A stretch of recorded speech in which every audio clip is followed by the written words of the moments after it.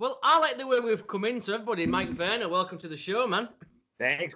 Listen, pleasure being here, guys. Pleasure being here. Our pleasure, man. And you know, we've come in talking about how rubbish you and I are at technology. So, I mean, what a start. Hey, dude. Hey, listen, man, that's it. That's the life. One thing you're not rubbish at, though, good segue here, is pro wrestling. And Jamie did say recently, we've got Mike Taverna coming on. And I was like, really? Because I've been watching you on AEW Dark for like the last couple of months, and it's been awesome seeing you develop on AEW Dark. Be honest, Callum, be honest. Mike, he marked out like you've never seen, honestly. I did, all right. Brian, let's backtrack here. Jamie's the heel, Callum's the face. It's clear. That's the clearest day. Yeah, Jamie. Okay. Just want to make sure. Yeah. There's always one. You know, one's good, one's bad, always. So now that I know, we can work this the right way. We've got that dynamic going on, like Heenan and Monsoon. So absolutely. But yeah, I popped big when he said you were coming on. So I've really been enjoying your work. I was quite unfamiliar. You're a name where I heard of you before, hadn't had the chance to see you often. So seeing you on AEW Dark's been awesome. Like even down to your like oddball team with Ryzen recently, it's all been fun. So let's just ask straight away, what's that journey been like for you? What's the AEW Dark journey been like? Well, first of all, thank you. Seriously, I appreciate that. I'm happy that you were excited that was coming on because it has been very exciting. That's the easiest way to put it. You know, as my career, I started wrestling pretty much full time in 2013. So I've been doing this for about 8 years now. And, you know, in the beginning of my career, it was always WWE or nothing. That's where you want to go. I've had plenty of experience with them from starting doing extra work at 2014 all the way to my tryouts in 2017. I had a match at NXT 2018. So I thought like, okay, WWE is where I'm going to go. Yeah. And then you hear the whole situation where Cody and the Bucks and Kenny, they were going to start this new company with Tony Khan. And I didn't know much about it. And to be honest with you, I was still kind of skeptical of it. I was kind of like, all right, you know, that's kind of cool, but whatever. It's going to be like, you know, another thing that doesn't really last. It doesn't really compete with WWE.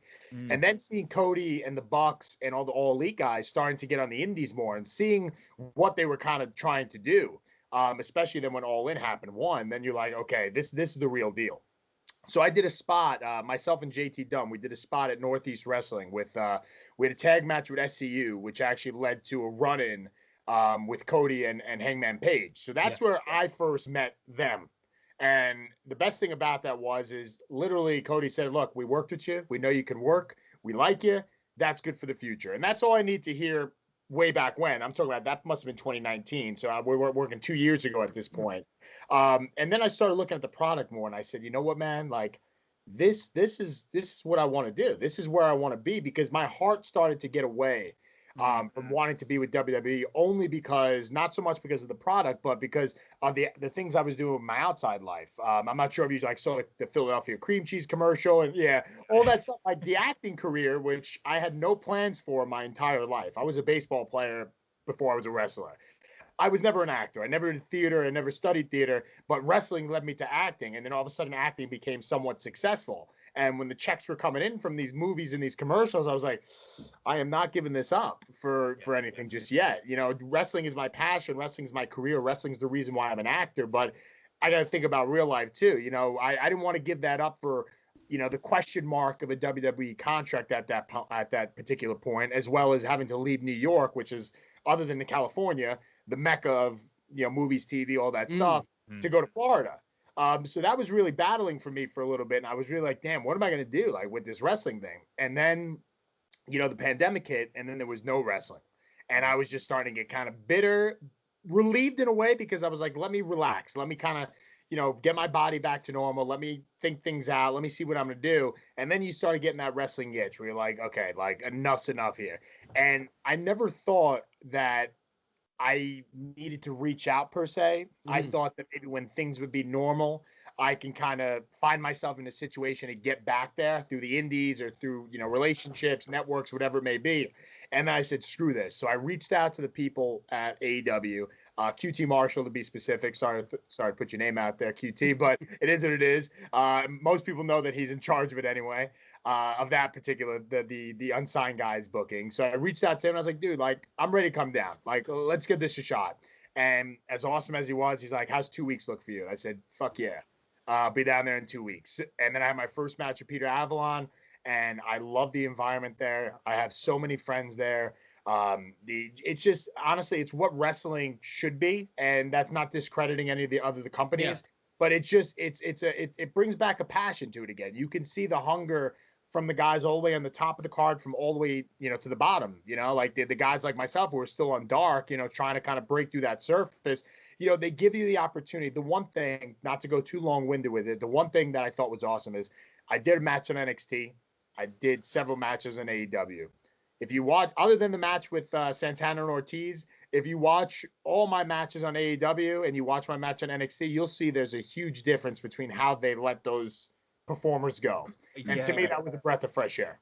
Yeah, there's a creative freedom, isn't there? We've spoken to a few people before, which, like you said, that must be really important to you, having that creative freedom. 100%, man. And that was the thing too. Is like when I did that NXT match, I loved it. Don't get me wrong. I'm not saying that WWE or NXT is bad. Like, I love that place too. I've had great experience in there. The coaches are awesome there. I have friends there now as well. So it's not like it's not what I would want to do. It's just when I got there, you can tell the environment's different. I was Mitch Taverna there. I wasn't Mike Verna. I couldn't wear any gear that, had my brand on it or my, my personality, my gimmick, whatever it is. And then you go to AEW and it's like, go ahead, wear your cape out there. Do what you got to do, like, be you. And it's great because when you look back at this thing at the end of the day, and you see your followers go through the roof, and you see your pro wrestling tee sales are going through the roof. That's because of them, and that shows you that they're for the boys and the girls for that matter. But they're out there and say, "God, get yourself over." And we're not going to, that's your job. You be creative enough to get over. Yeah, exactly. Yeah, it worked because honestly, as soon as I saw you on AEW Dark, like I said, you were one of those names I'd heard but hadn't seen a match of or followed. And when you came out on AEW Dark, there was just something about you where I was like, this guy, we said it to a wrestler the other day called Karam. When we saw him, he's got a larger-than-life personality, and you want to see more of him before you even see him do a move. And when you came out on Dark, you've kind of got that same presence about you. And I'm guessing the acting might help in some way because you know how to present yourself. You've got there's a little difference when you're doing certain things. It seems more theatrical, but it's great. Like, I was like, we need to get this guy on. Jamie got you on, and yeah, it works. AEW Dark is a great place for those independent talents coming in, and they get to show who they are without being stripped of anything that made them themselves on the independents.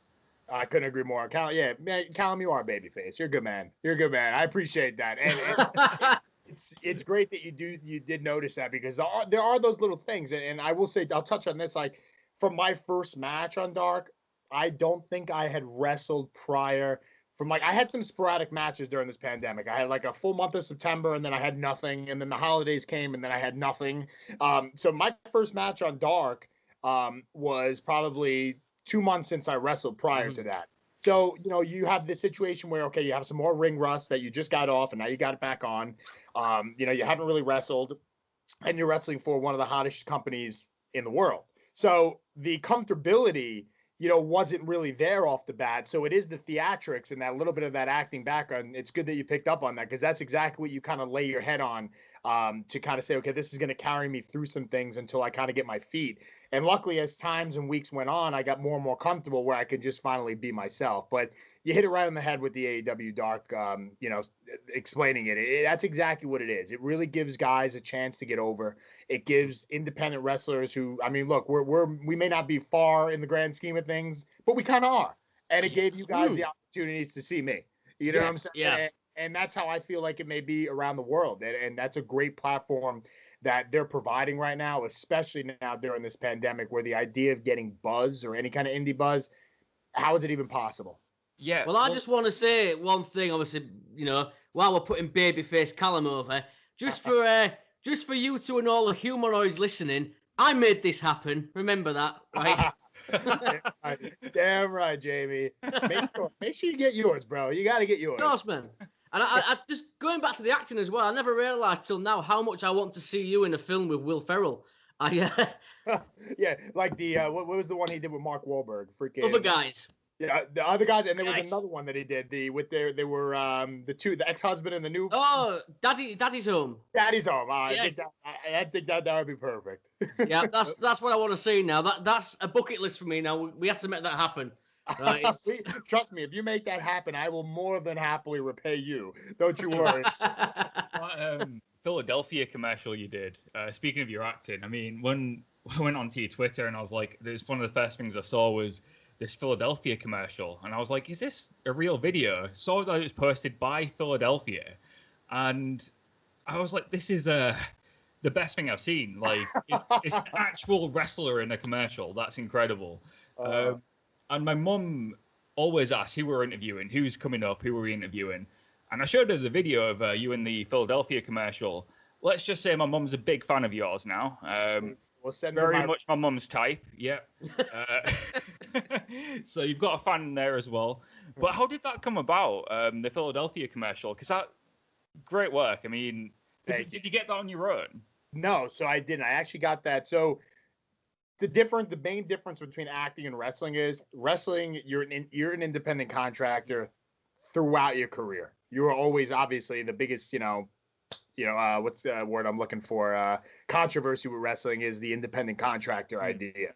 But you're an independent contractor throughout your career, whether you're signed or not. It's all about you building your brand, getting shit done on your own, whatever it may be. Acting, it's a little bit different. You are independent, you are working on your brand, but you have management and an agent, you have representation kind of getting you through all the nooks and crannies of, your career, which is great because I don't want to deal with any of that. So my agent had hit me up during May. It was May, I believe, early May. He's like, and this is, mind you, again, mid-pandemic, nothing's happening. I mean, in New York, it's still a struggle to kind of get work on the acting side because of all the requirements and stuff like that. So he hit me up. He goes, we got something. And there's not much going on right now, but he's like, we do have this commercial. Philadelphia is doing this little 8-month campaign with basically self-shot commercials where they're going to send you all the equipment. They're going to help you film it through Zoom and Skype. We're literally going to, they were on, just like you guys right now. Yeah. On the computer directing me as my family and myself were filming this commercial for a major company. So it was a whole weird situation, but he had reached out to me and he said, I got a really good role. And I'm like, what's the role? He's like, well, yourself. I was like, what? He's like, yeah, the campaign is basically people who shouldn't be able to make a cheesecake, but can make a cheesecake because that's how easy it is to make one with this company and with this type of cream cheese that we were using, Philadelphia. And I was like, all right, so what do I got to do? He's like, well, put on your gear. I was like, damn, I haven't put this shit on in 3 months at the time. So he's like, put on your gear, do the self-tape, send it in, and then I'll let you know what they think. And a couple of days later, they said, yeah, you got a call back. They love this. So I did the final audition on Zoom.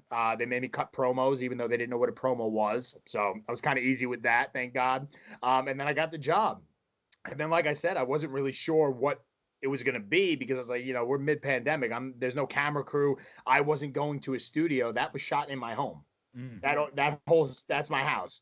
That's my dad. That's my baby nephew. So all that is real. There was no actors because you couldn't do anything during the pandemic. So they were like, all right, we're going to send you all the equipment. So they sent us maybe $10,000 worth of high-tech equipment, laptops, lighting, a new iPhone 11 at the time because we had to film it on there. You name it, film crew-wise, production stuff-wise, we had everything at the house. And I'm looking at it, talk about tech savvy. I'm like, you expect me to do all this? Put on the Zoom. I know how to work a laptop. That's about it. A laptop and a video game. It's just about as far as my technology, wisdom goes. So I set up the laptop. They're on Zoom. They're telling us how to set everything up. I mean, to be honest with you, it was the most unique experience I've had in film. because it was all done by myself with my whoever was in my house was basically helping us with it. But I'm happy when it was done because I turned around, I said I just did a commercial. I was myself. I didn't have to become a character. The thing had 7 million views on Twitter, 5 million views on YouTube. I was like, it was clearly successful. The only thing I wish was wrestling was happening during that time because I would have had merch and gear made like you wouldn't believe it. Dude, there's still time, surely. There's still time. Trust me. Well, the first match on Dark, I wish they were able to elaborate a little bit more, but it is Dark, not Dynamite, so I understand the parameters. But Avalon said he's got a face for commercials. Like, I wish we could have ran with it a little bit more. Hey, national commercials. We'll bring it back. I got another commercial coming out in spring for Camping World. So once once that pops out, hopefully we get some more steam with that. They're not even like little brands that you're working with. Philadelphia is global. Yeah, that's the good thing about, I guess, like actually getting into this industry where it's like in the beginning, I told my agent, I was like, whatever, we'll give it a shot. You know, if it happens, it happens. But now I kind of love it. I love it, and that was a big issue I had like before AEW was like, you know, the money with the acting and I enjoyed it. So I'm like, I'm not really sure if I want to give that necessarily away just yet, just because I've been a wrestler for 8 years. Like, yeah, I've been doing wrestling for 8 years. No, wrestling led me to this other door, opened this other door for me. So it's like, I'm not going to turn that away. I'm not going to turn away me being a pro wrestler just because this other door opened, you know? But the idea now with AEW in general is if I sign with them, which God willing, I would love to, I could still do all that other stuff, you know? So it's like, to me, it's the perfect storm, you know? It really feels like home there. You know, it allows me to do everything I want to do, and you know, the sky's the limit. And just you look like you're having fun. Sorry, Carl. Just to sidetrack along, going back to AEW Dark. I know you was in the ring with the Gunn Club. How ridiculously in shape is Billy Gunn at 57 years of age? Oh man, I'll tell you this. I met Billy about 5 years ago, and since then we have been the closest of friends. He is Uncle Billy. You know, the only thing we haven't done together is work out, believe it or not, because he has such a specific regimen. And, you know, it's funny because when I work out with Cage says the same thing. Those are like my two jacked up buddies, Cage and Gunn. Cage said, look, when we go to the gym, this is what I'm doing. You're either going to do it with me or do your own thing, but this is how I work out. He's very regimented. Yeah. And it's the same thing with Billy, where Billy, like whenever Billy would come in for an indie show to New York, I would say, Billy, you want to work out? You want to come to my gym? He's like, I never work out on a show day. Like, it's like I have like a specific thing, Monday, Tuesday, Wednesday, and then Thursday I'm off because I got to travel, and then Friday I do a show, Saturday I do a show, Sunday I come back, maybe I do a workout. So it's like everything is so specific. And, you know, I look at him now, I haven't seen him in probably a year before AEW because of the pandemic, of course. So when I showed up, and I'm literally right before I got there, he had just competed in a bodybuilding competition. Yeah. And he didn't tell anyone about it. He just did it because he's like, I wanted to challenge myself.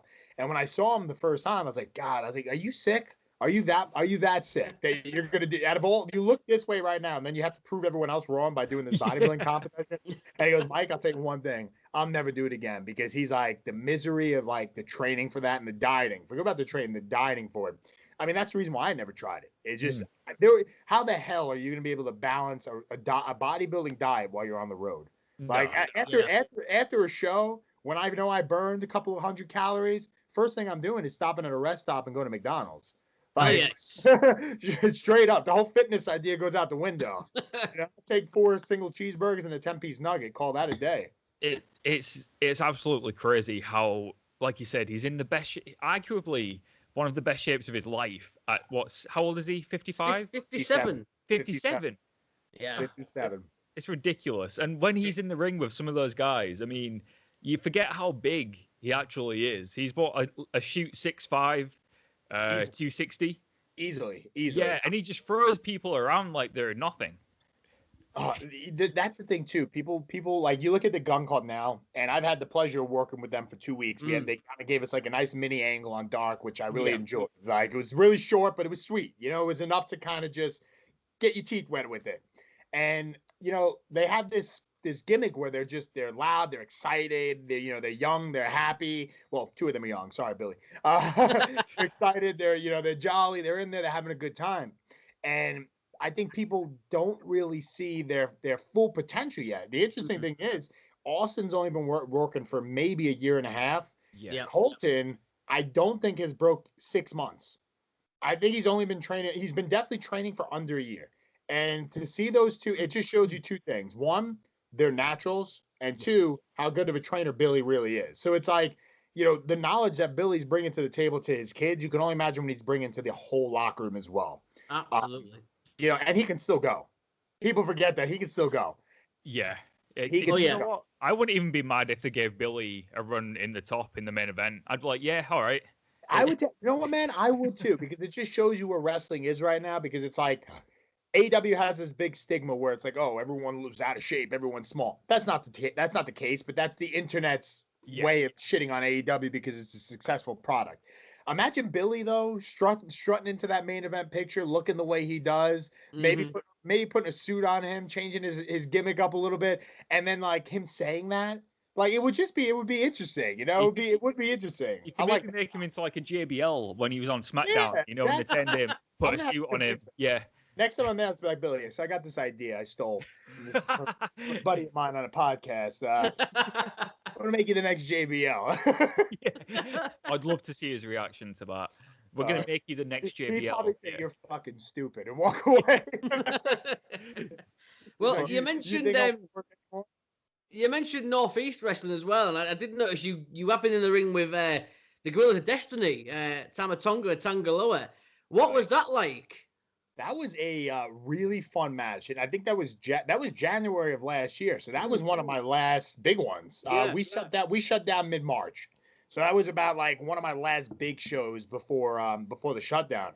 And I remember I gotta say this about Northeast Wrestling. I don't know if you guys have full access to it, but I'm sure you do because it's wrestling. You can get it anywhere. Yeah. Mm-hmm. Keep your eye on them because once they come back in full force, like Northeast isn't like your traditional indie. It really is a federation. They're really one of the main reasons why I got my foot in the door with AEW because that's where I was able to work with them. That's where I first met SCU and G.O.D and Paige and all those guys was at NEW. And they just put on these crazy big shows. And that match you're talking about was at was either Waterbury or Danbury. I forget where they're at, but one of the cities, towns in Connecticut at one of the big venues where they have this company can draw 2,000 plus people. I remember Six Flags. We worked Six Flags Great Adventure, a theme park. And they had a Batman stunt arena where they used to do a big stunt show for a Batman thing. That holds 6,000 people. It was sold out. I think the exact number was 6,700 for a summer night for an independent show. But they had big stars on it. They had Enzo and Moxley. They had a lot of people, but still 6,000 people, 7,000 people for an independent show. It's straight up. That's what they're capable of doing. So when we saw that match, I was excited again because the match with SCU opened up a door for us. Now I'm sitting there saying, okay, let's see if this match can maybe open up a door for myself for New Japan. You just never know. You know what I'm saying? You just never know. And they were just awesome guys. Like they come off as two big intimidating guys, but they're so down to just get to the business. They're open to ideas. And I remember that too. Like I teamed with JT Dunn again against them. And I remember we laughed after the match where it's like, damn, they really let us put that match together. And the reason why we say that, it's not against them. It's just sometimes you wrestle veterans or TV guys or name guys, and it's all about what they want, how they want it. And they were just all about like, yeah, I mean, what do you guys want to do? And that's always a blessing in disguise for guys that are trying to get the rub, because when you're doing that drive and you're wrestling these people, you're already thinking of ideas. What can we do? What kind of what are some of my spots that I can get in that will help me get over with these guys? Will they let me, give them this? Will they take that? And you start mind fucking yourself because you're coming up with all these ideas, and then you show up to the show and either the matches change because someone doesn't want to work or someone doesn't want to bump or they just don't want to make you look good. So when we showed up with them, it was like, damn, like, all right. Like I remember we said, like, do you want to just start hot and fight in the crowd? And they're like, yeah, fuck yeah, let's do that. So it was really cool. I hope to wrestle them again, and I know that we were going to wrestle them again, but again, shit happens in 2020. And I hope we could touch base on that when they're back in, in the States and doing their thing and down to do some indies. Like, I mean, Callum's words earlier to me were, I mean, the door's open now. AEW working with Impact. We saw Kenta on Dynamite. I mean, there's a chance. I mean, all these stars are aligning. I mean, what's your thoughts on that? It's wild. It really is. It's almost, and this isn't a bad thing, but it's almost intimidating in a sense, You know, and I use that word because it's exciting, but it's also intimidated as a guy at the bottom of the barrel right now. Like, granted, I have all this indie cred, which is great, and I have all this praise with AEW, but it's like I'm still scratching the surface. I haven't, I haven't even showed them what I can do yet. And it's exciting because it's like, oh, now you have the opportunity to work with these guys because they're doing all these crossover things. But then it's also intimidating because, like, now I got to fucking put the foot on the gas and I got to make sure my work is perfect, which is good because you never want to be complacent. You know what I'm saying? You want to have a little bit of an intimidation factor to you. You always want to be a little bit on edge because you want to keep working. The day you stop working or working for your goal is the day you get chewed up and spit out, move on. You know, the next guy comes up, you're old news. So it's a good feeling of intimidation, but it's there. The interesting thing more than anything is, I mean, there is an actual agreement in place with New Japan and All Elite. Like, there's actually an agreement where, yeah, we're going to work together. And then you have this interesting question mark. And between us, no one, I'll tell you right now, most of the locker room, we don't know what's happening with Impact. We don't know what the situation is. Yeah. We don't know what it is. You know, there is no real, clear path of what it is. The rumors always Tony going to buy it. Is it a year thing, or is it just, hey, an open? No one knows. So I love that too, because it's like now you're kind of, you're not working the boys where it's a rib, but you're kind of working us to the point where it's like, this is cool as a fan. Yeah. You know what I'm saying? Like, you could sit there as a locker room person going, okay, do we have like a kind of like a work invasion going on right now? Because like, you never know who's going to show up. You never know who's going to show up. You show up to Jacksonville one day and there's Kenta. You show up, they're the Good Brothers. Like, oh shit, what are you guys doing here? You know? Cool is that, though? It's amazing. I had goosebumps. When the Good Brothers came out, I had goosebumps. It was incredible. I'm happy that you did, because that, to me, like, I'm a wrestler now. You guys are wrestling journalists. I like to use that term for podcasters. So take it. Yeah. And we'll tell that. I feel like we're on the same page when it comes to, when you're in the business, you don't get those goosebumps so much anymore because you're so married to it. You're pregnant with it, So it's like you lose those mark out moments, you lose those chills. And right now what I'm seeing, like, one of the biggest memories I had in my childhood was the Invasion era angle with WCW, WWF, because believe it or not, I was one of those fans that, I was such a hardcore WWF fan. I hated anything that wasn't WWF. So WCW was the enemy to me. I wasn't a multi-brand fan. I was one or the other. And I believed wrestling was real for, I'd say, until I was like 27. It's still real, goddammit. As a fan, let's put it that way. I was one of those kids that really believed everything I saw. Let's put it that way. And I remember I was so emotionally invested into this Invasion angle. Like, I was at the edge of my seat with that Survivor Series winner take all thing. Yeah. Like, I love that. And I'll never have that feeling again because, it's my job now. But to see, like, the potential of stuff like that happening between these three companies, it's like, to me, it's like, okay, here's these three little brothers, and here's the dickhead big brother, and it's like, let's fucking take this motherfucker down. You know what I'm saying? Let's go get him. That's absolutely the perfect analogy for it. Oh yeah, and it's like, it's such a cool little thing because it's like they're not afraid to swallow their pride. Yeah, and like, you look at the Impact Instagram feed, and you're like, these are AEW commercials on an Impact social media handle. Like, it's gotten to the point where, like, pride is secondary, and like, who's got the bigger, what, that's out the window. It's like, now, like, we're going to work together. We're going to make wrestling, really cool. Yeah, and man. I feel like it hasn't been like that. Yeah, exactly. They've really earned my respect over the last few months. You hit the nail on the head. They've swallowed the pride, and they've let Tony Khan go on their network, on their show, and say, oh, come and watch AEW on a real network with real main events. That's mental. Straight up. And then it's just like, it's crazy because the thing I have a lot of friends at Impact. Deanna Peraza, one of my greatest friends in the business. When we talk, like, she doesn't really even know what's going on. It's interesting to her too, because it's like, here's Tony. He's just sitting there ringside, and it's like, where's this going? Like, we don't know. Nobody knows. It's cool. It's cool. I think it's just something, we let's just bask in it for now. Whatever happens. Where else could it go? When you think about it, obviously, New Japan. New Japan also work with Ring of Honor. I mean, could Ring of Honor get involved? That would be something.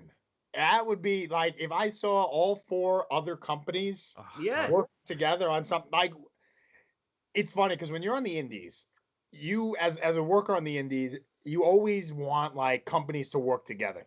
And for some reason, it never happens. Like independent promoters, at least in the US, they are so like fucking, I can't even put the words together on here, but they're just such bitches sometimes. Let's put it that way. Yeah. And you know, it's like, oh, you can't lose. You're my champion. You can't lose at this company. Or no, you can't do a champion versus champion match because who's gonna win? It's like, who cares? Like just you got to put your money together, put his money together. Wrestling wins.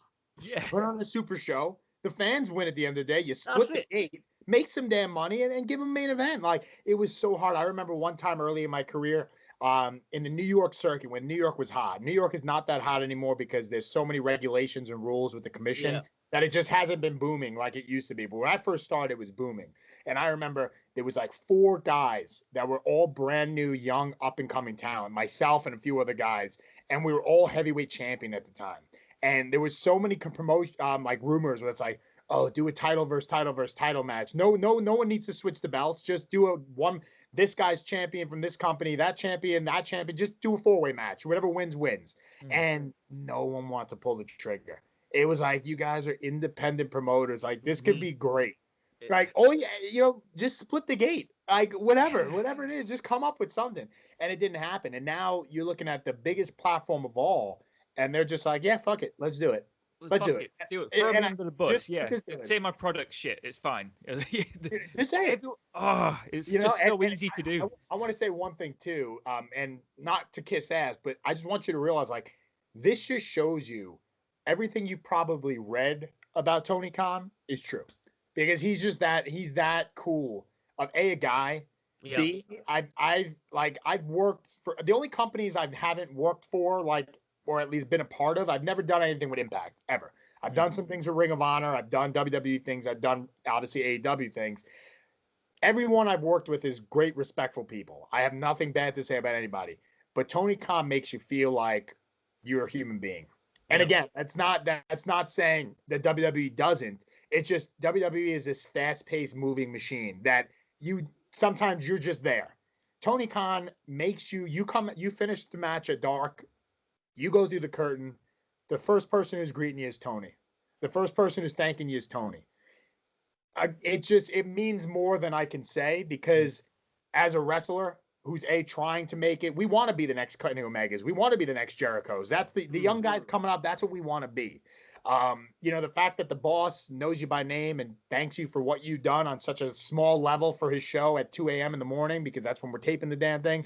It means a lot. It shows that this guy cares. And, you know, what he's doing with all these other companies, it just shows that he is for the business. He got into this because of the business. I don't know if you guys follow baseball. Even if you don't, it's okay. But my favorite team's the New York Mets. Their new owner is one of the richest men in the world. He says he got into baseball because he loves it. You know, he doesn't care about the finances to it. And I'm not saying Tony doesn't care about the finances. I hope he makes money. Otherwise, the company doesn't exist. So let's not say that. But he said, I got into this because I love it. Tony got into wrestling because he loves it. You know what I'm saying? Like, he doesn't need to be here, but he loves it. And that's the most important thing.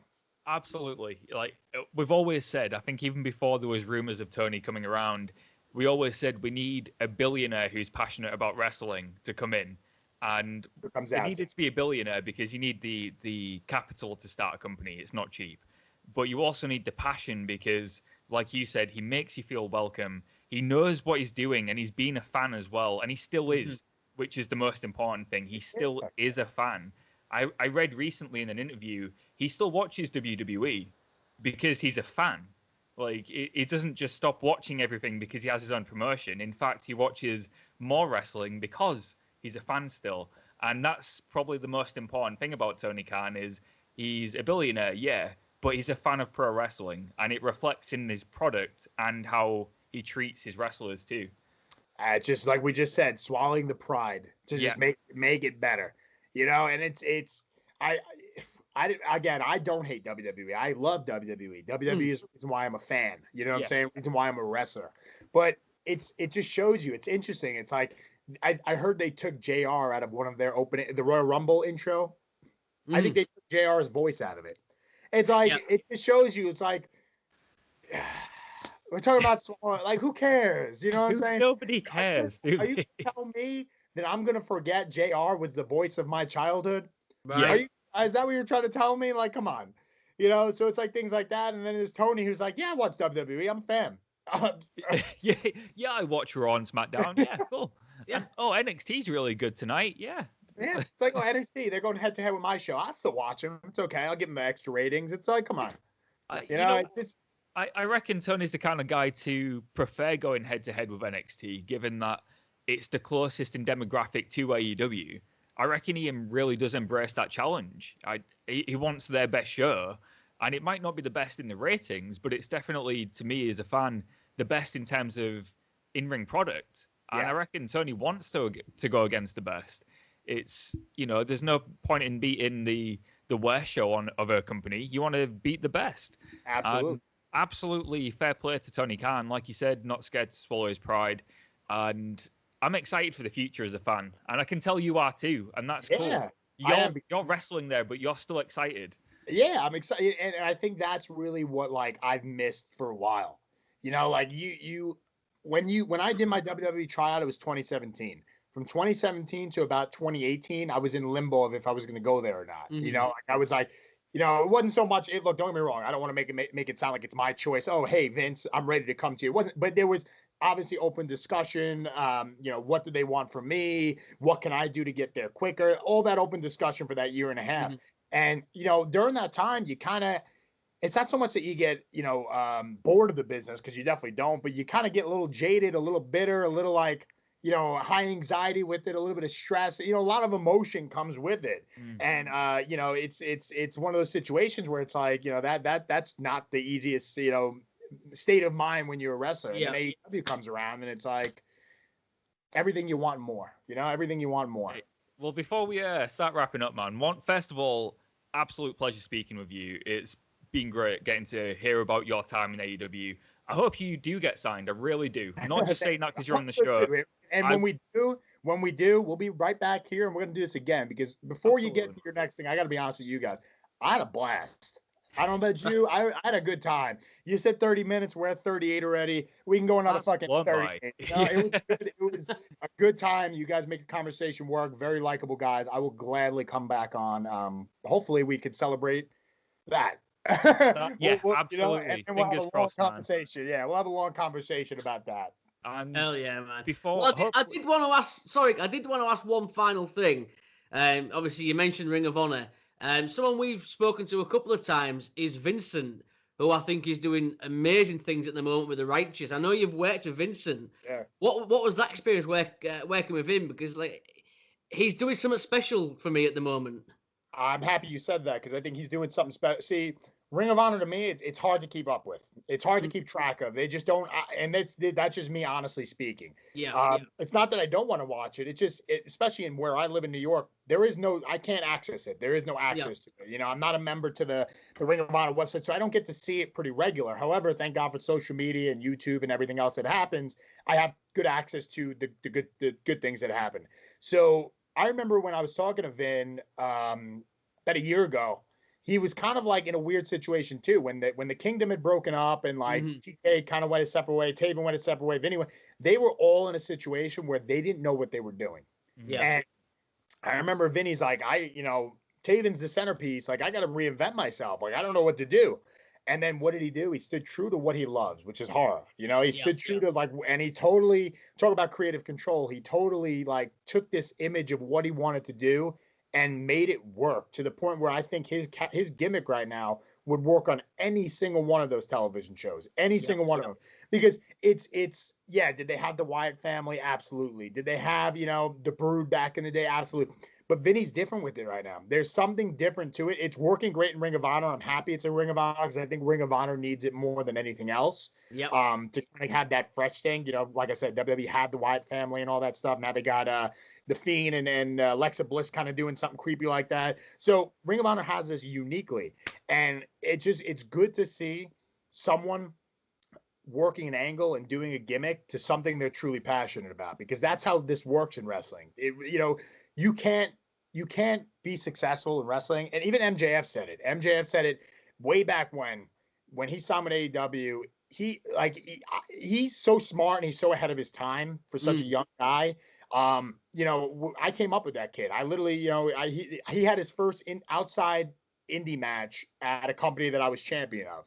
So I saw his first, one of his first bookings, and we were friends ever since, which is great because to see what he's doing now, good for him. But he said, he's like, my fear with going to the other place, as he calls it, was they would take the brand that I created for myself and make it their own or just change it. And that's not what wrestling is. In order to be successful in wrestling, you need to fully invest in your brand, in your vision. And Vinny is doing that. And that's what Vin did. Vinny just turned around and said, this is what I'm going to do. I'm going to make it my own. I'm going to make my own promos. I'm going to make my own little, music videos or whatever the hell he was putting together. It's all freaky and creepy, but it worked. And look where he's at now. He went from a 6-man guy to a mid-card guy to a bottom-card guy to now easily a main event guy. Just like that. Easily, yeah. And that's what you need. If you have the opportunity to make your vision work, that's what's going to get you over. Oh, yeah. He took a chance on himself, and it's really paid off. That's the best way to put it. He took a chance on what he believed in. Hell yeah, man. Well, before we do let you go, I'm glad you said you're going to come back because we definitely want you to come back. I might even have a baby. I might have a baby face turn before then. You never know. We'll see. You had a baby face turn from the start of this conversation to the end. That's how you know it was a good. That's how you know it was a good conversation. I'll be the heel next time. Turn this son bitch baby face. There we go. But before we let you go, obviously, Mike, let everyone know where they can find you, social media, any merchandise.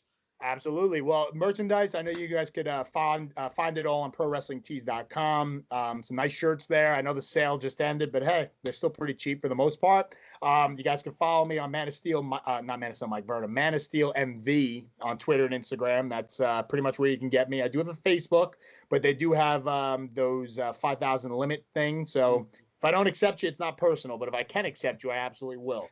But again, thanks for following. Follow these guys, man. Ringsiders Radio. This is a good show. I had fun. I'm not gonna lie to you guys. I've had podcasts where I sit there, we talk. They ask me what my first match was, who trained me, what school I went to, what my dream matches are, live or dead. And I kind of just give the same answers. I don't even know if you guys asked me any questions. We just talked. Yeah. and that was fun. Because that's how conversations work in real life. So that's exactly my point. So I had a blast here. So please give these guys a listen. Give these guys a follow because I will be back. I'll be back, and I'm turning Jamie heel next time I'm back. Hell yeah! Hey, I'm turning heel, and I'll put the dark version of the shirt on next time because that's what heels do. It's funny. I think I have that shirt. I think I'm looking at it right now. Literally, you picked that up, and I had to go, what? Do I have that? Good taste. Oh, there you go. Well, Mike, it's been a pleasure, dude. Honestly, we can't thank you enough. For now, Mike Verna, we are Ringsiders.